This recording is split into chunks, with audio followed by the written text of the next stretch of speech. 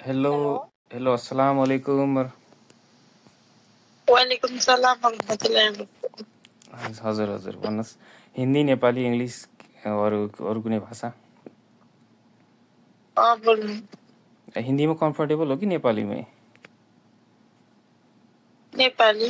ए सबैभन्दा पहिला त म तपाईँसँग माफ माग्छु होइन, कि मैले तपाईँको कुनै फेसबुक पोस्टमा त्यस्तै कुरा नराम्रो कुरो लेखेको थिएँ होला छोरीहरूको बारेमा होइन। तर कुरा के हो भने नि, मैले बोलेको कुरा चाहिँ झुटो होइन क्या, साँच्चैकै कुरा हो। इस्लाममा चाहिँ सरी फर माई वर्ड होइन, के अरे इस्लाममा मिल्कियत यमिन भन्छ क्या। मतलब उर्दूमा भने लोन्डी होइन, सेक्स स्लेभ। जस्तै इस्लाममा 4वटा बिहे गर्न अलाउ छ भने सेक्स स्लेभ कतिवटा राख्न पाइन्छ भने त्यसको कुनै लिमिट छैन क्या। यु क्यान भेरिफाई होइन, तपाईँ चेक पनि गर्न सक्नुहुन्छ।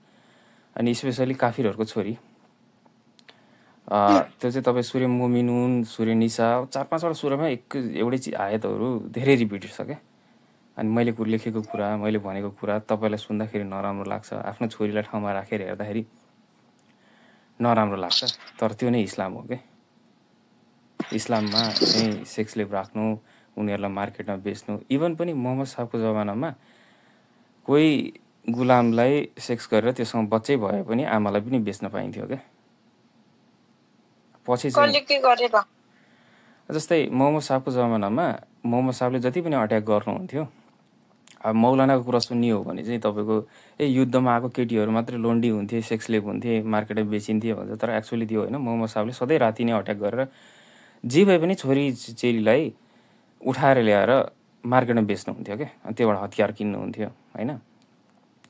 अनि सूर्य मोमिनुनमा तपाईँको 1देखि 11वटा आयत छ।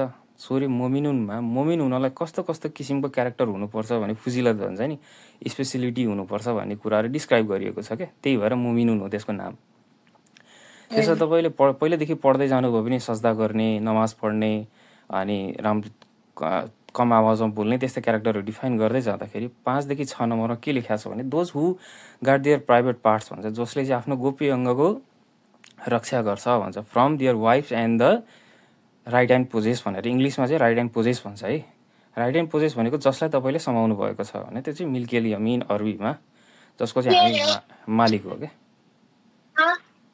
अनि इस्लाममा चाहिँ के छ भने त्यसरी युद्धमा जितिएका केटीहरू चाहिँ जहिले पनि सेक्स स्लेभ भएर मार्केटमा बेचिन्थ्यो क्या। इभन आफ्नै छोराछोरी उसँग भएको छ भने पनि आमालाई बेचिन्छ क्या। आफ्नै बुढी, हामीले त बुढी मान्छौँ नि, तर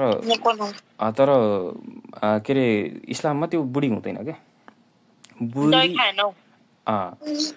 अनि इस्लाममा चाहिँ जसले निकाब लगायो, जसले चाहिँ बुर्का लगायो, जसलाई चाहिँ हिजाबको कन्सेप्ट छ, ऊ चाहिँ आफ्नो बुढी हुन्थ्यो। मोमिनहरूलाई मात्रै हो क्या।